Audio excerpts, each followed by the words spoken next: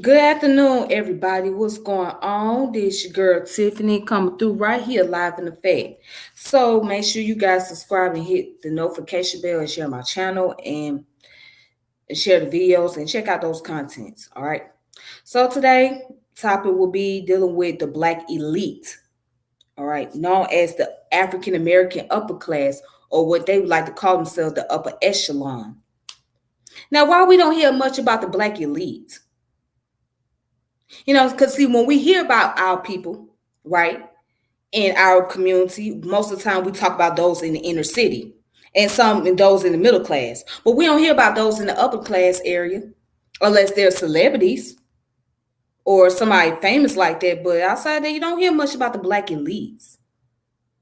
And who are they? And how long have they been around? Well, let's look at the history behind it. So let's go ahead and look at the information real quick. So I have some sources that I want to share. But right here, let's look at what is the black elite. So the black elite is any elite, either political or economic in nature, that is made up of people who identify as black African descent. In the Western world, it is typically distinct from, but nevertheless, overlaps with other national elites such as the United Kingdom's aristocracy and the United States upper class. Now let's look at the United States. All right. So right here, it talks about in the north of the United States, many educated black people taking advantage of their relative freedom took part in abolitionist and suffrage activities. They also provided support to stations of the Underground Railroad prior to the abolition of slavery. And we're going to go into more detail when I show you information about the African American upper class. And then it also says in the South, an elite started forming before the American Civil War among free black people who managed to acquire property. Of the free people of color in North Carolina in the census from 1790 to 1810, 80% can be traced to African Americans free in Virginia during the colonial period. Most were descendants from unions between free white women and enslaved or free African or African Americans. Free black migrated into frontier Virginia and then to other states over several generations in the colonial period, as did many of their neighbors. Extensive research into colonial court records, wills, and deeds has demonstrated that most of those free families came from relationships or marriages between white women and or free black men.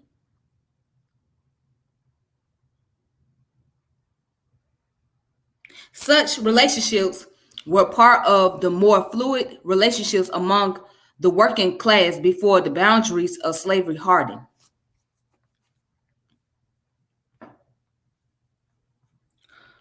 All right, and then let's read down here.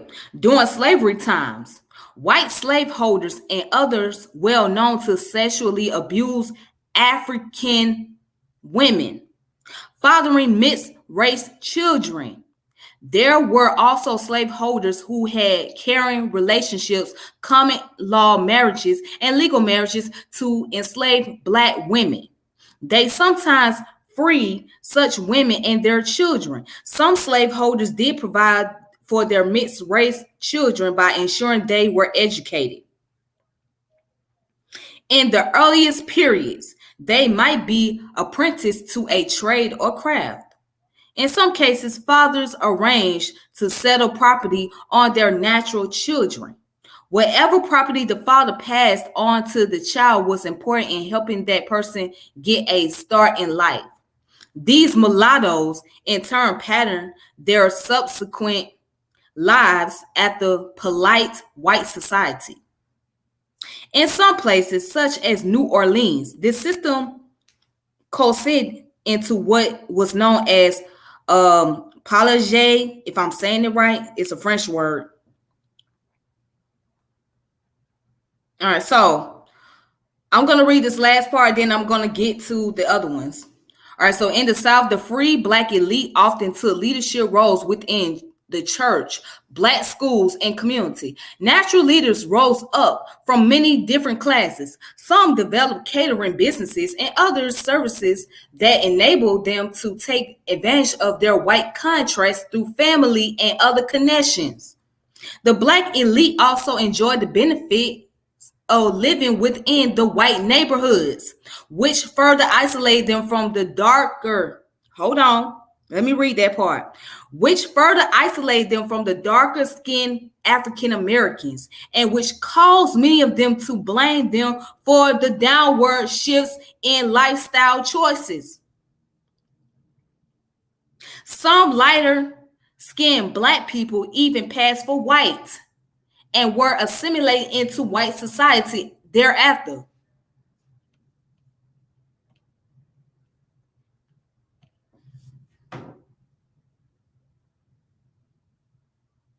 Now, do you see why the Black elite exists? Perhaps let me go back real quick. Let me go back to this one paragraph right here.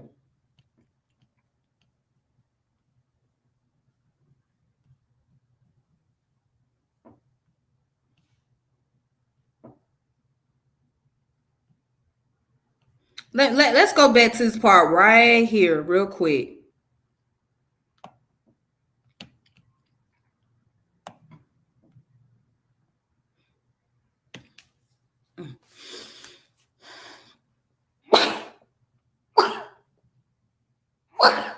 Ooh. Most were descended from unions between free white women and enslaved or free African or African Americans.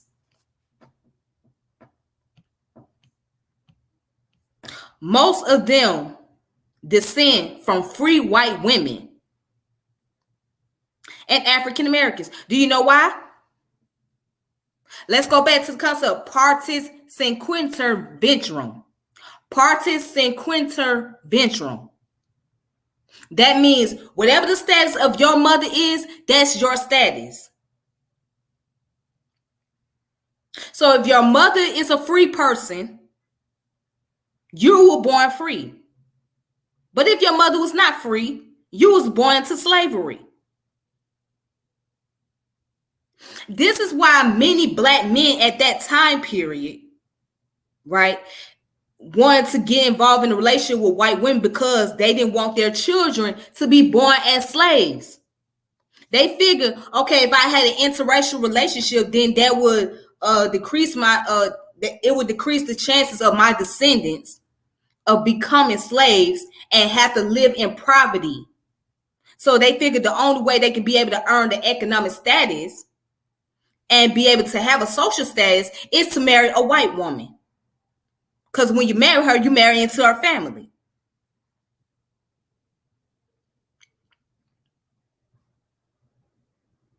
Versus being with a Black woman. Now, it wasn't to say that Black people didn't have relationship with each other, because they did during slavery. There were marriages.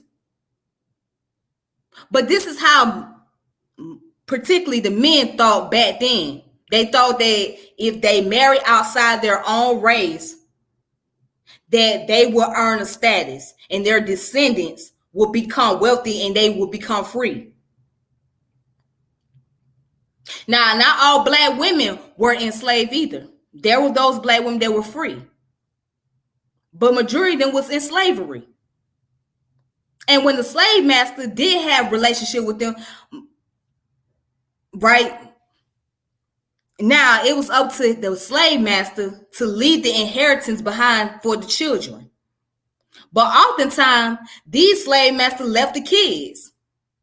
They was looking at these slave women as breeding farms. So they would go and breed children with them and just keep it moving.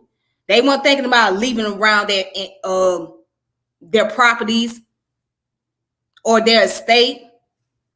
All they want to do was to breed children. But there were those that did. They left properties behind for their kids. There were those who did have relationship with the enslaved people. But for the most part, when your slave master raped a woman, I mean, when the slave master had sexual relation with a woman, it wasn't about having a relationship with her. It was about just breeding more slaves. That's what it was all about. Or they would get her to have sex with other male slaves in order to just have a population. But there were those who reaped the benefits and that became a part of the elite. But let's continue. All right, so let me go ahead and let me put up another information. So I'm going to look up the information about the African American upper class, which goes more into depth and details.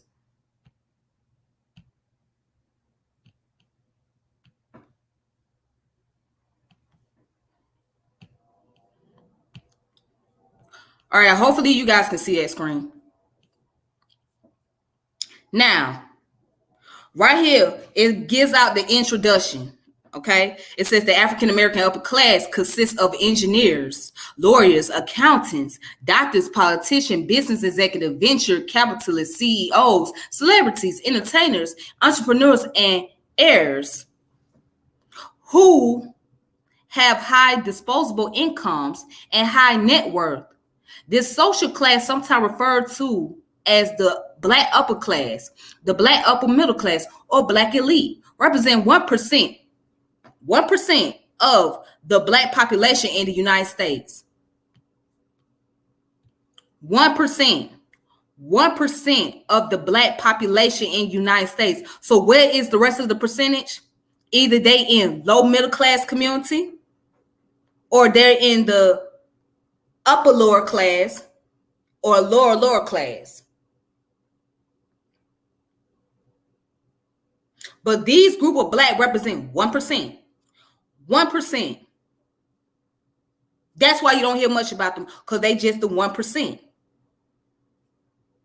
But let's continue.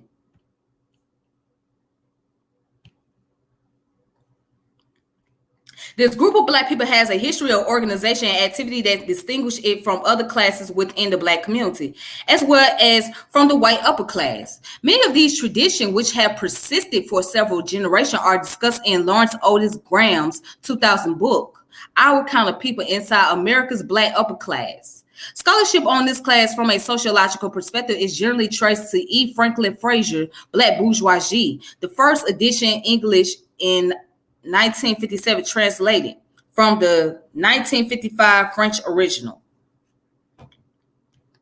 All right, today the African American upper class exists throughout the United States, particularly in the Northeast and in the South, especially in Atlanta. Because if you go to the northern part of Atlanta, you're gonna find a lot of Black folks over there in Buckhead. But anyways, particularly in the Northeast and in the South, with the large contentious majority Black high-income neighborhoods being in Washington, D.C., metropolitan area, particularly in Prince George County and Charles County. Majority Black high-income neighborhoods are also found in the New York, Los Angeles, Chicago, Memphis, and Atlanta metropolitan areas. And I just gave an example of the Atlanta metropolitan area, Buckhead, because Buckhead is where a lot of the Black, upper echelons or the Black elites, that's where they move to. And also that's where a lot of high crime take place too as well. Yeah. So, but Buckhead is like the main area where you will find Blacks that has that type of income, particularly celebrities, entertainers out in that area. But again, it's very high crime too. So it's a lot of break-ins, a lot of robbery going on, and all that extra stuff.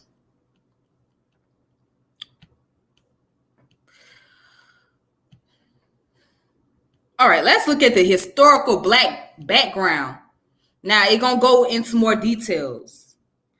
When enslaved Africans were brought to the Americas in the 17th and 18th century, there began to be mixed race children of African and European descent in the Americas, then called mulattoes.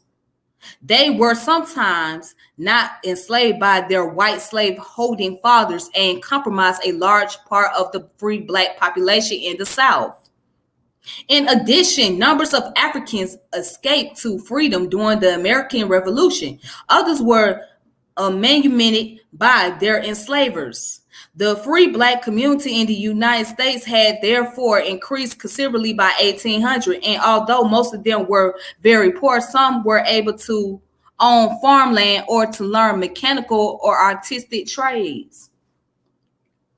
Some people escaped slavery and served in the American Civil War for the Union, and after the war, an extremely small number of free people along the Georgia coast received 40 acres and a mule. And speaking of 40 acres and a mule, let me stop. Speaking of the concept about 40 acres and a mule, they had another conference, the HR 40 conference, which was on February 17th. And I don't seem to be interested in watching it because I already know there's some stupid things that's being said on there. And some black folks just don't need to talk. Some people just don't need to speak about reparation. There was some clown who happened to be bourgeoisie, said some shit about reparation brings about separation.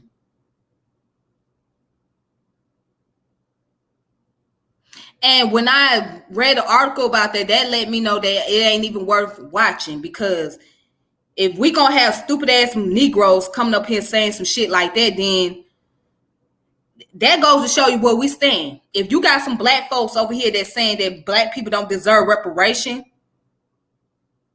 and slavery ended 130 years ago,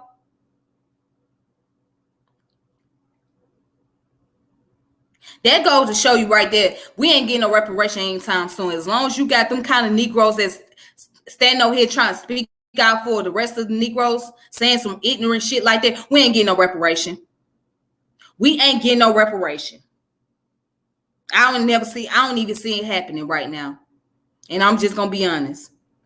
Because them type of niggas gonna spoil it for everybody else. And I'm being straight up.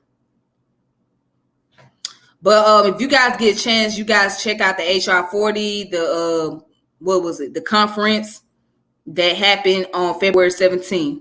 Yeah, I didn't even take a chance to look at it. The article was enough for me to say, hell to no thank you. Because it's a joke, obviously. I mean, the bill is not a joke, but the people that's on the platform that's doing the talking, some of those individuals are a joke. It just made me not want to watch. Because I guess they think it's a game. But anyways.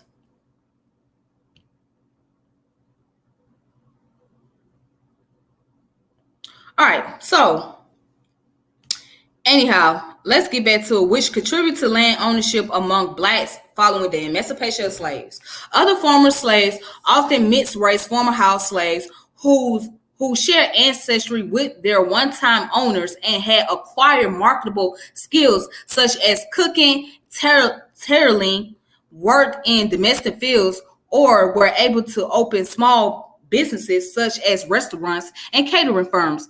Some free blacks in the North also founded some businesses and even newspapers. They were able to get a head start on the blacks who were essentially still enslaved by their lack of access to wealth accumulation, particularly when it came to owning their own land. All right, so let's look at the history of college education. So during the American Civil War in the 1860s, organizations like the American Missionary Association, which had sponsored elementary schools for Southern blacks, established some of the first historically black colleges and universities. These include Fisk University, founded in 1866, Hampton University, Howard University, Tuskegee University, Spelman College, and Morehouse College. Those who attended these schools, as well as such other black colleges as Hampton University, Howard University, Morehouse College, and Spelman College, were able to acquire skills and academic knowledge that put them in a distinctively different class. Cheyney University, Lincoln University in Pennsylvania, founded in 1854, and Wilberforce University, founded in 1856, were the only black colleges operational prior to the American Civil War. These schools were located in the North. However, there had been a few predominantly white colleges, such as Oberlin College in Ohio and Berea College in Kentucky, that had accepted Black students even before the war, and their Black graduates had been given a head start on economic stability. All right. Since the founding of historically Black schools, often attended originally by the children of skilled former slaves who had been able to establish businesses or farms in the post-war period, several generations of many families have often become alumni of Talladega, Spelman, Morehouse, Howard, Fisk, Tuskegee, Dillard, Atlanta University, which is now Clark Atlanta University, and Hampton. While today there are well over 100 historically Black colleges and universities in the U.S., these early institutions have consistently been the favorites for upper class Blacks. Yep. In particular, Spelman College, Howard University, Hampton University, and Morehouse College has historically been heavily favored by Black intelligentsia due to their selectivity, academic rigor, and name recognition, networking opportunities, and Black cultural enrichment. Now, these schools are very expensive, okay, because they're private college. They're very expensive, especially if you come from out of state. So with those who part of the upper echelon class, they're able to afford their kids to get these kind of education. But for the rest of the children that's in the middle class, especially low middle class community, and in the lower class, they're having a hard time to go into these kind of schools unless they get all the scholarships and grants and loans. And trust me, the loans are no joke. So many of them will have to go to like some type of state college. You know what I'm saying? Especially if it's within their state, or a community college, because it's more affordable. But these private schools, they cost money. Especially a school like Howard and Spelman, they cost money. So yeah, but a lot of kids that come from, a lot of Black children that comes from the upper class, they are drawn schools, which is a great thing. It's great that you go to HBCU because you can stay connected, not only with your roots, but also being able to learn, about economics and dealing with getting into like the healthcare industry and all that stuff, because they have a lot of that, especially at Morehouse. Morehouse is really is very well known when it comes to students who want to pursue a degree in medicine or get into the medical field. Yeah, Morehouse is pretty known for that. But it draws a lot of attraction to them. If you guys remember that movie ATL, well, some of y'all don't remember the movie. All right, in the movie ATL, what was that girl's name? Nunu, which was played by Lauren London. She came from an upper class community. But here's the twist. Her father was a drug pen. Her father was a drug pen. And how was that the case? Because the boy that had an opportunity to be around them, he knew her, but he also knew her father. He didn't know that was her dad. So the young man came from the inner city community, but he was one of those real smart kid. You know what I'm saying? So he was able to get an opportunity to be around the family. And he knew much about the family background. He knew a whole lot. So he told his friend Rashad, which was played by T.I., hey, Nunu ain't who you think she is. Nunu is from the upper class. You know what I'm saying? This is her dad. Her daddy, that big time drug dealer, that's her daddy. So it shocked him because he didn't know that for the longest that she came from a wealthy family. So he thinking that she wanted them because she act like a regular, you know what I'm saying? She was hanging with them, doing all this thing other. But anyways, getting down to the point. At the end of the movie, she ended up going to Spelman College. She ended up being accepted.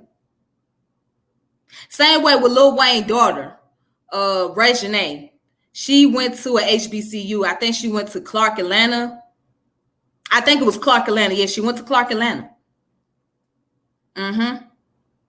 So a lot of them become attracted to the historically Black colleges.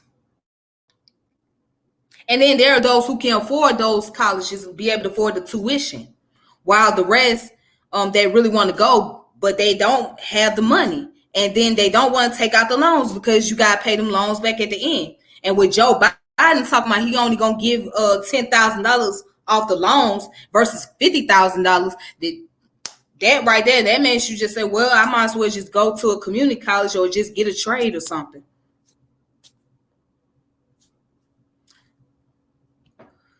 But let's continue. All right, let's continue. Okay. So, however, since integration, many children of the Black upper class have attended predominantly non-Black colleges and universities. In first time period covered by the scholars, Black colleges were attracting significant numbers of students from professional middle-class Black families. These people are now the students who are cherry-picked by highly selective, prestigious institutions that weren't looking for them in the 1970s, said Michael L. Lomax, president of the United Negro College Fund. A small number of free Blacks during the 19th century were also admitted into private, predominantly white institutions such as Harvard, Amherst, and Oberlin College.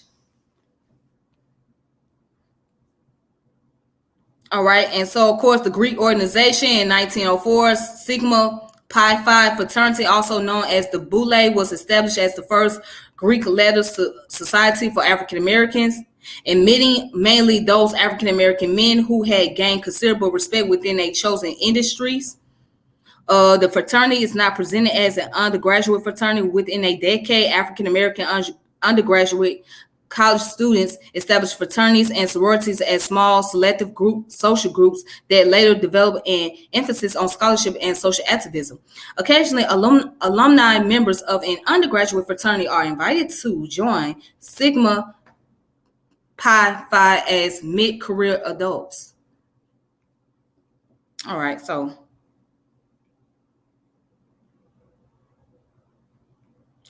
let's look at social and family organization.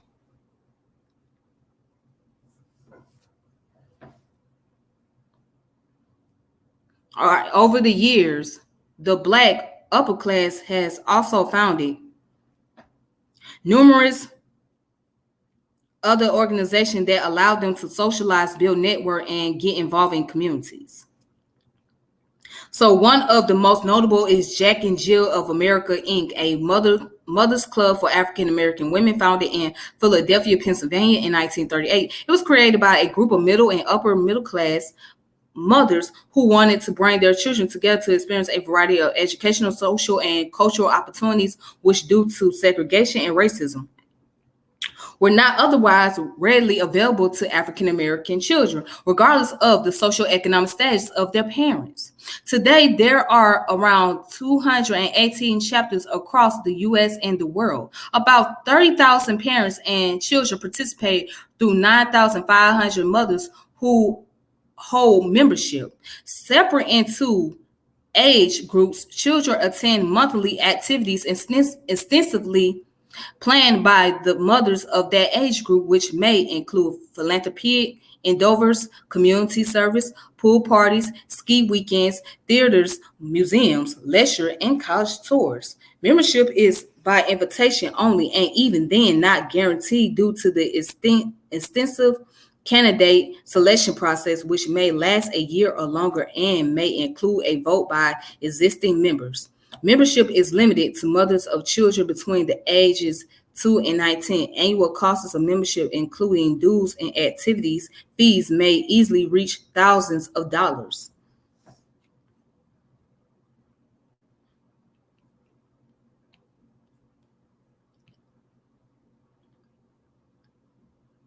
Now, why we don't hear about that? Why you don't hear about the social groups? Because it's set for those that are in that particular class. But let's go ahead and continue. All right, so you also got another one called the National Smart Set. It's a private social club founded in 1937 in Washington, D.C. This group provides a respite to African American women who are leaders in their professions and often leaders of other respected and noble clubs organization. There are 700 members and 26 chapters. Each of the 26 local chapters provided philanthropic services and financial support to causes within the geographic region. At the national level, the organization donates to members agreed causes, including the MLK Memorial, Smithsonian's National Museum of African American History and Culture, NAACP, Legal Defense Fund, Lupus Foundation, and the Hampton University Proton Therapy Institute, to name a few.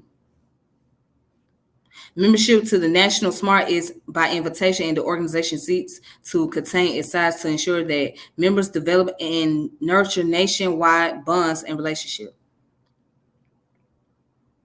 All right, and then you got another one called the National Tots and Teens Incorporation,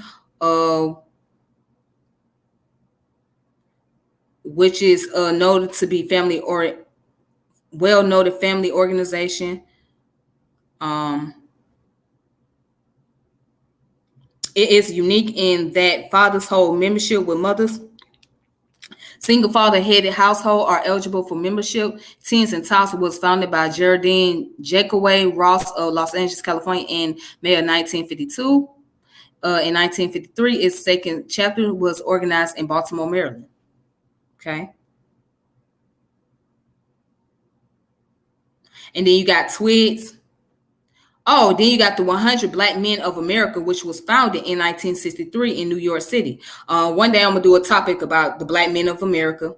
And then you got the Coalition of 100 Black Women, which was founded in 1970. And I will do that as well. The Link Incorporation, the Girlfriends. So on and so far. All right. Oh, and a few organizations have been founded specifically for upper class Black men. Some of these include the Sigma Pi Phi Boule, the Communist Social Club, the What Good Are We Social Club, aka the What's, and the Reveille Club, the Hellions, the Tibians, the Tux Club, the Consorts, Bachelor Benedict Club, the National Association of Guardsmen, and the El Dorado Club of Houston, Texas. All right, so you got black home, home ownership rates. So according to a 2007 estimate, 80% of upper class Blacks own their own homes. This is compared to 66% of those earning more than $50,000 and 52% of those who earn between $30,000 and $49,099 in income. All right. So you got famous Black business districts during segregations. You got the following are a few Black business district areas in cities that swelled in success during the era of legal segregation, which also contribute to the rise of African American upper class. U Street, Northwest in Washington, D.C., the Black Wall Street, the Sweet Auburn Avenue, which was like Black Wall Street of Atlanta, Harlem, New York, of course, Southside Chicago, Central Avenue, which is in LA, the Deuce in Richmond, Virginia, Black Bottom in Detroit, Michigan, also called the Paradise Valley, Black Wall Street in Durham, North Carolina, Indiana Avenue in Indianapolis, Indiana, Black Business District, Walnut Street, Louisville, Kentucky. All right. And then here's the criticism. Some in the Black community have been very critical of the Black upper class community, primarily due to them believing that some of the members of the Black upper class casually perpetuate many of the same divisive and discriminatory practices established by racist whites on people who share the same Black heritage and marginalized history that they do. What is more, they have been critical of how some of them can be brazenly apathetic and insensitive to the plight of Black people who still struggle with generational poverty. Now, this right here, this last paragraph, that is very true. That's very true. That you do have those who are in the Black bourgeoisie class that have this narcissistic attitude and who have this condescending attitude towards Blacks that's in the lower class. So you deal with Black people, we deal with classism as well. So you got the Black middle class, or particularly the upper class, that's looking down on the Black lower class. So these upper class bourgeoisie Blacks who make up the 1% believe that the Blacks in the lower class ain't nothing more than just, unintelligent, uneducated, a bunch of animals, a bunch of savages, a bunch of hood rats, a bunch of thugs. Like, they have this condescending attitude, and that attitude derives from those who have oppressed them. You know what I'm saying? And this attitude still goes back to the time even after slavery, where there was a dichotomy, especially between light skin and dark skin. All right. So you have those who think because they in this upper class community, they win it and they get all the privilege, and they're not really getting as much privilege as they think. You know what I'm saying? They're not really getting a chance to really sit at the table with their white counterparts like they think. So, yes, those in that upper echelon have the condescending attitude towards Blacks in the lower class community, or those who are in poverty. And they don't take those people in very consideration. Now, there's some of them that do, like W.E.B. Du Bois. He was from an upper middle class family. Okay. He was born in Boston. But after studying, doing his research, he started to empathize and start to show sympathy for Blacks that was in the poor community, especially people in the South, in Georgia, in Atlanta. So it started to help him to change his attitude about how he see African Americans and the struggles. So there are those who do sympathize, and there are those who really care and who really want to genuinely help. But as for the rest, they just have this attitude where they don't care. They look down upon the rest. So just like in that movie ATL, when Nunu came down the stairs, right? And her father found out that, she was hanging with Rashad. He had an issue with that, like, I don't want you hanging with them. But because he don't want to go back to his past life, that's who he was. He wasn't always in the upper class. He was a drug dealer at one point in time, but because he got all that wealth, he was able to rinse his money and live in a fancy home and be able to have his own business or whatnot. So, yeah, but they do. And that's a fact. All right, but anyways, let me go ahead and show you guys some more information.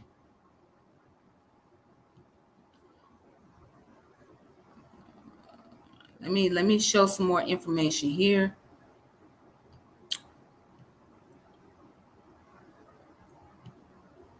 All right, so I'm going to go on the income, where it says under blackdemographic.com. Now, right here, I want to show you guys something. African Americans' earnings in 1967 to 2016. Now, check this out. The wealthy and upper class, as you can see, that yellow dot, from $200,000 and over. All right. So now look at the time period from 1967 to 1980. Now, if you look at 2016, they made up 2.7%. All right, now the middle class, middle and upper middle class, $100,000 to $200,000 a year. Now look, in 2016, 12%. Now the working and middle class, $35,000 to $100K. That's 40%. The working poor and working class, $15,000. Okay. I mean, excuse me, 25%. I'm sorry, 25% in 2016. And the poverty and working poor under 15K, that's 21%. So the rest of the blacks are right here, right? While the rest of the upper echelon is like at the 12% or 2.7%. Okay. But you see, and you might as well not even call it working class, because you might well put the working class down with the lower class, working poor class for the most part. I mean, I'm just saying. But this is the way they got it here. And this is according to the U.S. Census Bureau. All right. So this is where a majority of the black people are, right here. And this was in 2016. So much ain't really changed. All right, with these numbers. I just wanted to show y'all that.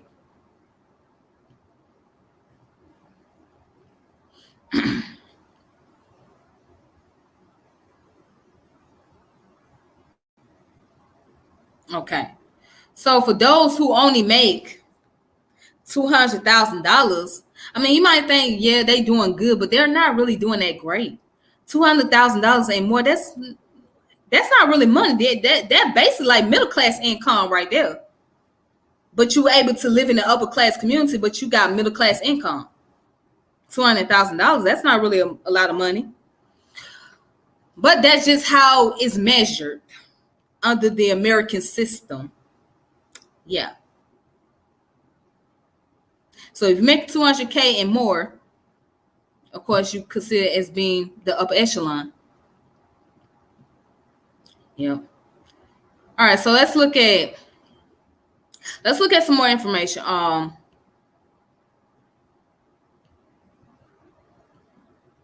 trying to get through as much as I possibly can.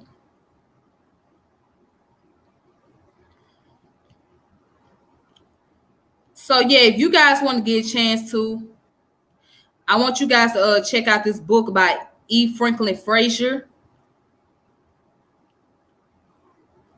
The title of the book is called Black Bourgeoisie. Okay. I'm trying to, let me go ahead and post this up.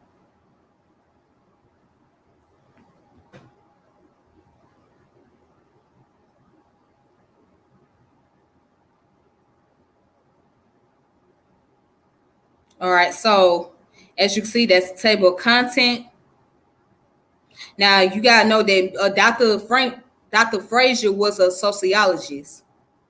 All right, so he studied a lot about black middle class and black lower class community, and he looked at from not only the economic perspective but also the social status perspective of it as well. So if you guys want to check out the content that I did by E. Franklin Frazier, you can do that as well. All right, so yeah, here's the table of content. E. Franklin Frazier, a memoir, a focused memoir, Howard University, and Frazier's background and in the overview. All right, E. Franklin Frazier and the Chicago School of Sociology. All right, so you guys can look that up if you want to find out more information about it. All right.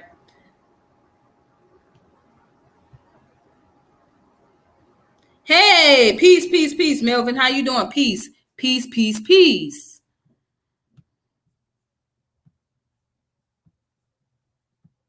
Mr. Melvin, the Grant Archivist. The Grant Archivist in the building. Mr. Melvin, Mr. Melvin, Mr. Melvin. All right.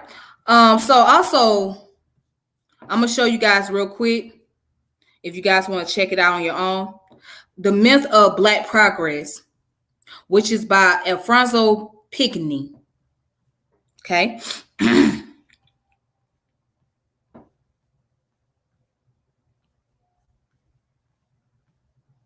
All right, so here's the table of content. Introduction, the persistence of racism in the United States, social sciences and the myth of Black progress, the present work.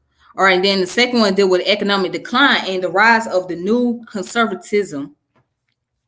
Twin threats to Blacks, class and race in America. White attitudes and behavior towards Black people, decline in prejudice attitudes, the prevalence of racial discrimination, institutional racism, income, occupation, and unemployment.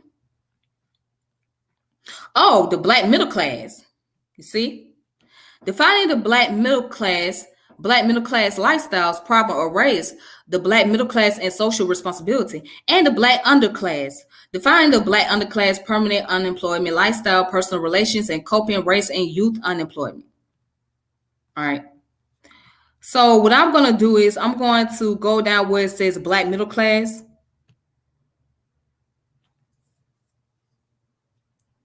Okay, let's see some. All right, so let's take a look at the paragraph real quick about Black middle class. All right, so it says the Black middle class has been and continues to be a subject of interest to sociologists and others who have elected to research and write about Afro-Americans. But defining the middle class has been a topic of some controversy. Generally, however, education, income, and occupation are considered to be the three variables by which one social class may be measured. These three variables are interrelated, although it is possible to use any one as an indicator of social class. Data on these three variables are regularly published by federal agency, which makes the definition of middle class amenable to statistical measurement, but there is little consensus in sociological literature on the proportion of Black families who are middle class. All right, since the event of the civil rights movement, many claims have been made about Black progress and the rapid with which Blacks have surged into the American middle class. One of the first efforts here will be to review some of the definition of middle class as the concept relates to Blacks and to attempt to arrive at a definition that can be verified utilizing quantitative data. Define the Black middle class.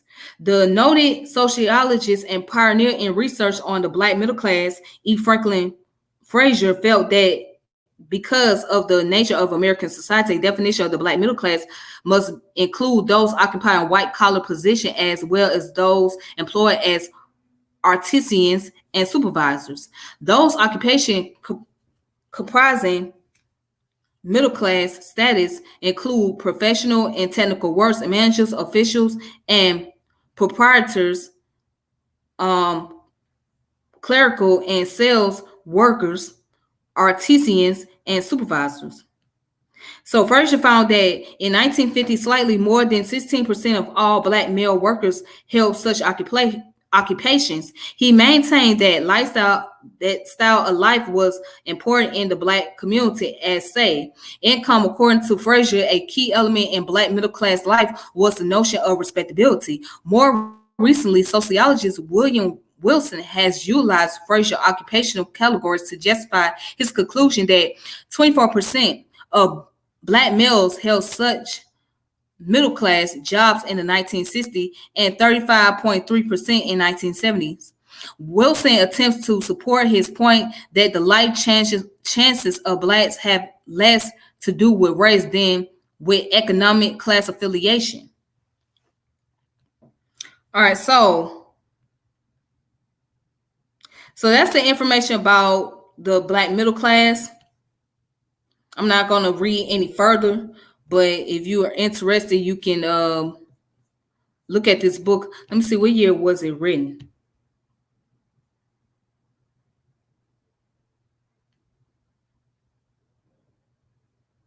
Okay, so this book was written in 1984. Okay. It was written in 1984. But it's still useful. I mean, you can look at how they did their studies and information during that time period. So yeah, I will leave it at that. The Myth of Black Progress. You can go on the archive.org and look it up. And also you can look up E. Franklin Frazier book, which is called The Black Bourgeoisie as well. So this is a good site for you guys to look for if you guys are interested.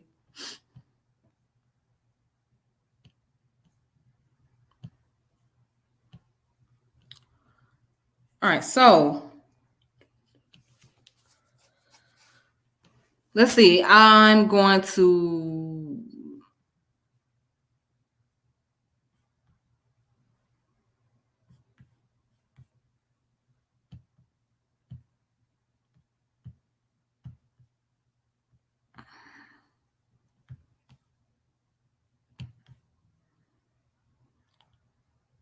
all right, let's look under the Black Power and Black Bourgeoisie.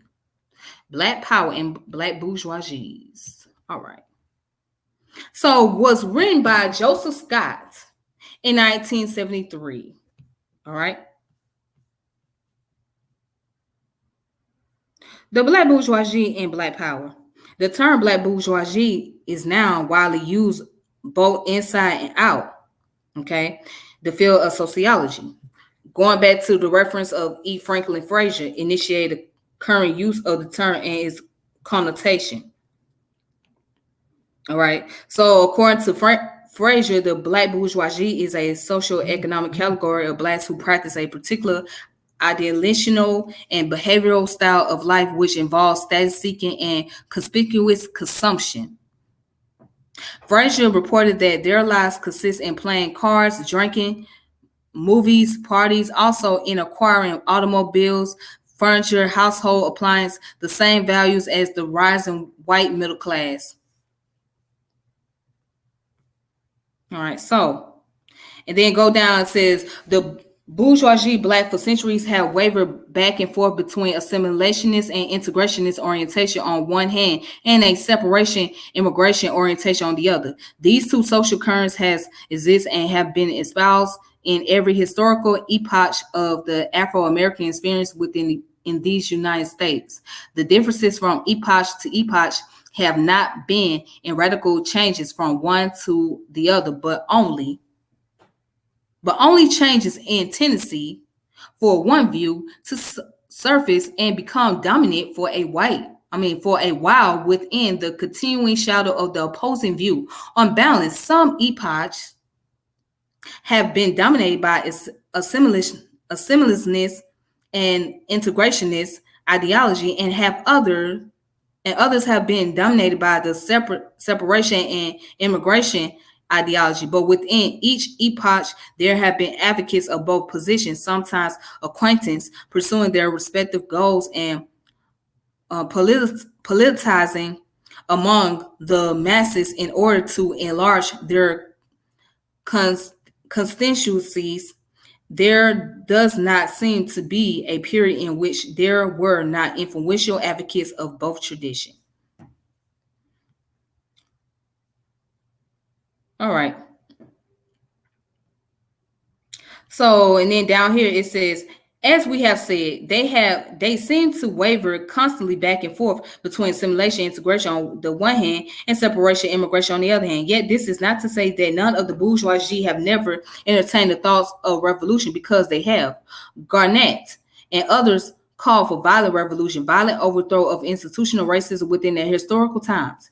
In addition, during the Civil War, many blacks thought of the conflict as a revolutionary war against slaveocracy, or whatever their various persuasion at the time the war began.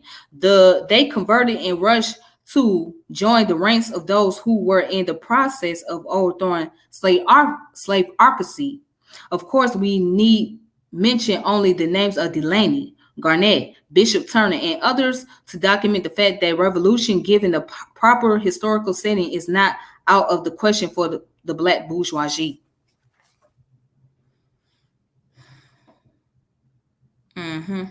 And then also over here,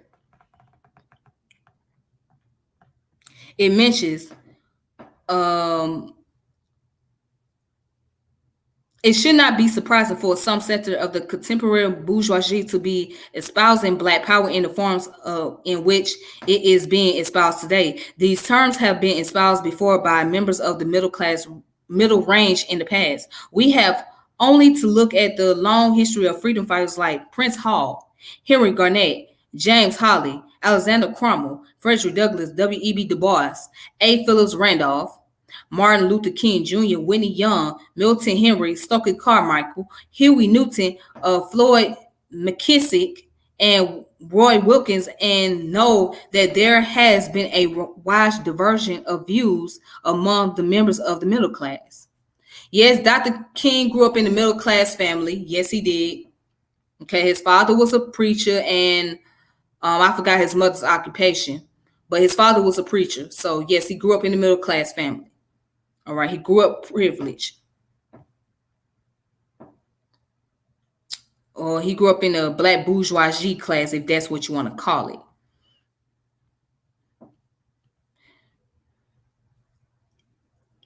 All right, so that's all the information that I'm going to read upon. If you guys want to look up more, you can go ahead, look up the Black bourgeoisie and Black power, written by Joseph Scott. That was in 1973. Taylor and Francis Group.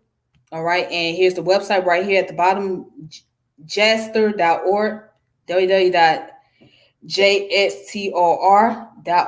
All right.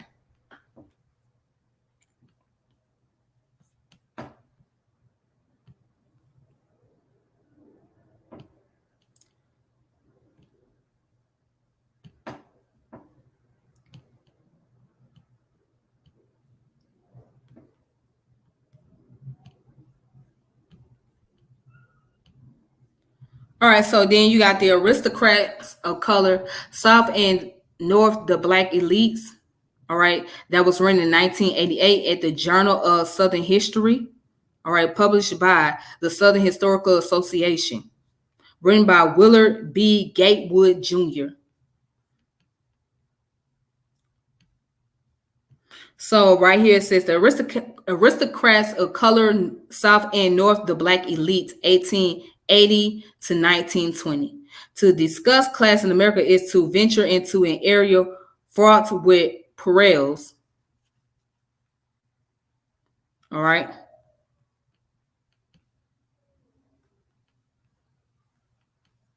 Now let's go ahead and skip down what says throughout the late 19th and early 20th century, Black Americans challenged the Jim Crow way of viewing Black society, which held that among Blacks, there were no distinction whatever between the industrious and idle, the refined and the vulgar, the educated gentleman or lady, and the noisiest tough of the slums. Contrary to the notion that all Negroes are alike, they argue Blacks were in fact markedly different in lineage, in education, in inspiration, and character. In the generation following Reconstruction, Blacks engaged in lively and frequent discussion regarding the significant implication of the evolving social gradation in the Black community. They spoke in terms of a large lower class, a small but growing middle class, and a minuscule upper class.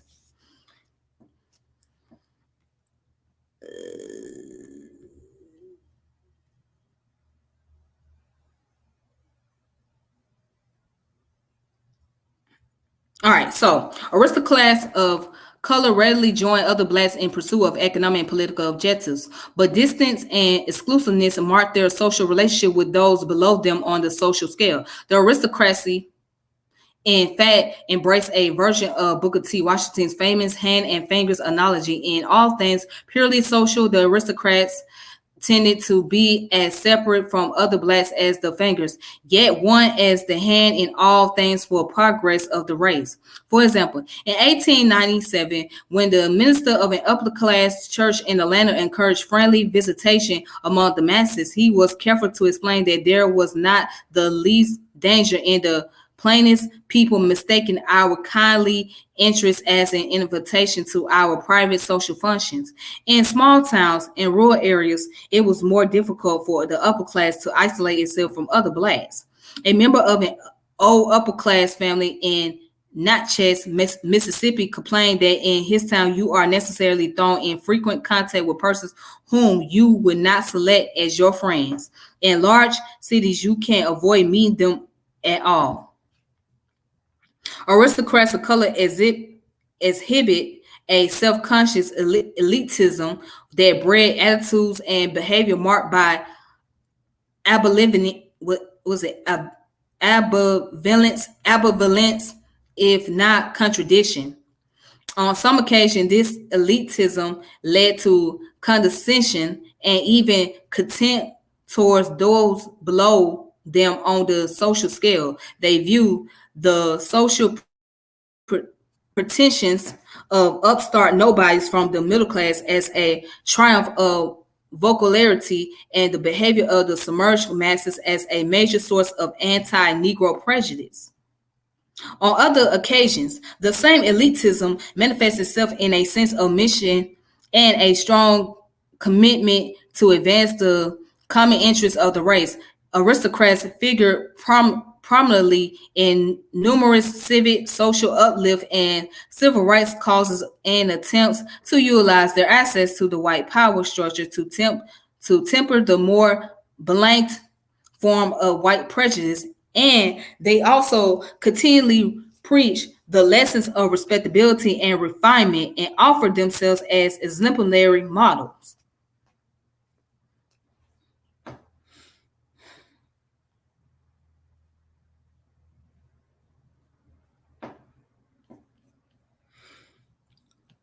All right, then. So if you guys want to look up more information, you can.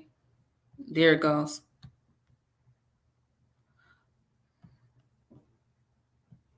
So yeah, again, these black bourgeoisie people always had the attitude, condescending attitude towards other blacks. They didn't feel like those other blacks that were beneath them or in the lower class community was seen as being valuable enough or to be respected. Or if they did have value, they would take advantage of them. So, and not all are like that, but there are those a nice handful, since they only represent the 1%, that has this type of attitude, and that's very condescending.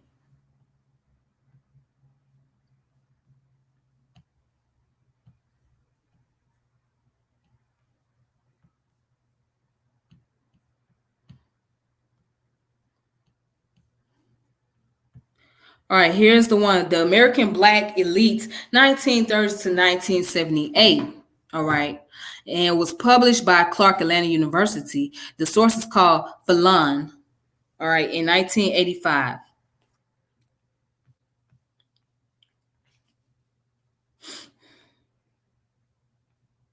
All right, so The American Black Elite by Paul Sykes and Elizabeth Mullins.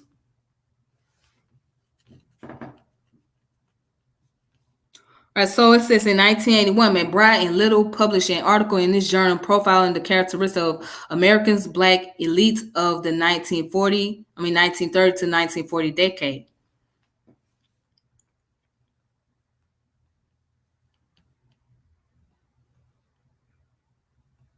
All right, so let's read right here. It says, using computer tapes provided by the publisher of the 1978 edition of Who's Amongst Black Americans, a compendium containing 12,629 listees, a systematic random sample every ninth entry was selected. Persons selected were mailed a 4-page questionnaire asking for a variety of personal and social background information. 3 follow-up mailings were made in an attempt to maximize returns. 10 persons in the sample had died, and 157 could not be contacted. And of those contacted, 1,217 sent letters of refusal. 756 did not respond, and 448, or 37% of those contacted, returned usable questionnaires. To check for the respondent bias, the sex, region of resident, educational attainment, and occupational status of the respondents were compared with these same characteristics in the total samples. All right, and then going down, it says during the 1930 and 40, only 11.1% of the Black elites were women. The portion of women among the elites more than doubled by 1978, when 23.9% were women. In spite of more than doubling their representation among the elite, women remain drastically underrepresented. This underrepresentation no doubt has some of its roots in racial discrimination, but sexual discrimination is also evident. That the latter is clearly the case is attested to by the fact that Black women, even as early as the 1930s, pursue higher education at the same or higher rate than Black men, and our biographical data shows that the spouses of elite men on the average have equal or higher educational attainment than their husbands. In spite of this partly in educational attainment, Black women comprise less than 25% of the Black elites. Thus, Black women continue to suffer not only from racial discrimination, but from sexual discrimination as well. It should be noted here, however, that the impact of women's liberation movement, which began in the early 70s, had probably not had time to make a full impact on this group of female respondents. Only time will reveal the impact of only time will reveal the impact this movement might make. All right. So here's the table, and here's the so basically it was a research project on the American Black elites from the 1930s and 1978. So here's the percentage. Okay.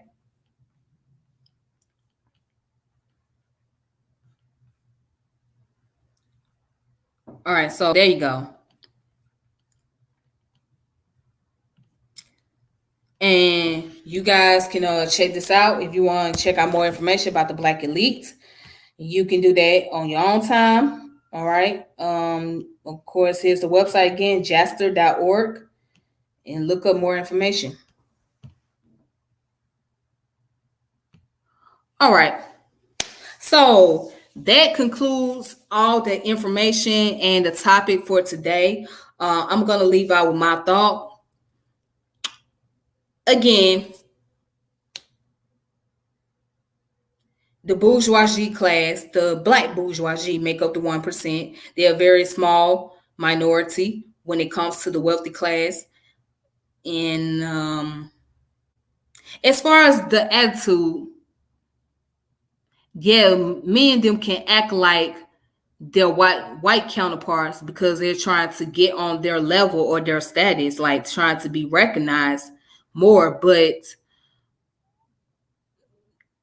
yeah, also as far as the women, they really have those condescending attitude. Like they're the main ones that tend to look down the most on others, especially other Black women that from lower class community. I tell you this, and I promise you I'm not lying, because I have been around those who from those upper class area, and I know their little attitude. They got the little stink attitude, like they better than you, like they shit don't stink. But anyways, that's the history about their Black elites. You know, they're part of the Black history, so we may look at them as coons. We may look at them as Sambos and house Negroes or whatnot. Well, not all of them, but some of them we do. However, it's important because they're part of Black history.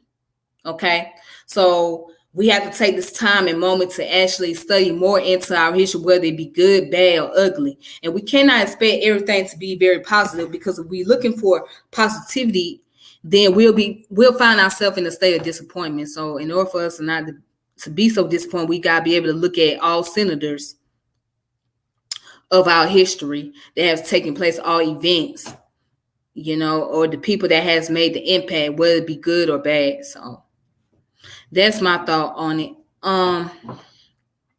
Until then, you guys, Please take it easy. Make sure you subscribe to the channel, hit the notification bell. Make sure you share this video and also check out the contents of this video as well. So make sure you subscribe to Tiffany French channel on YouTube.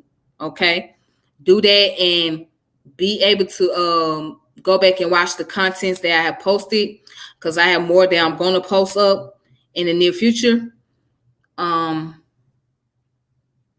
So until then, you guys take it easy, and thank you. Thank you for tuning in and watching. All right. Until next time, may peace and power be to all of you. And I will reconnect with you guys later. All right, then. Y'all have a good one.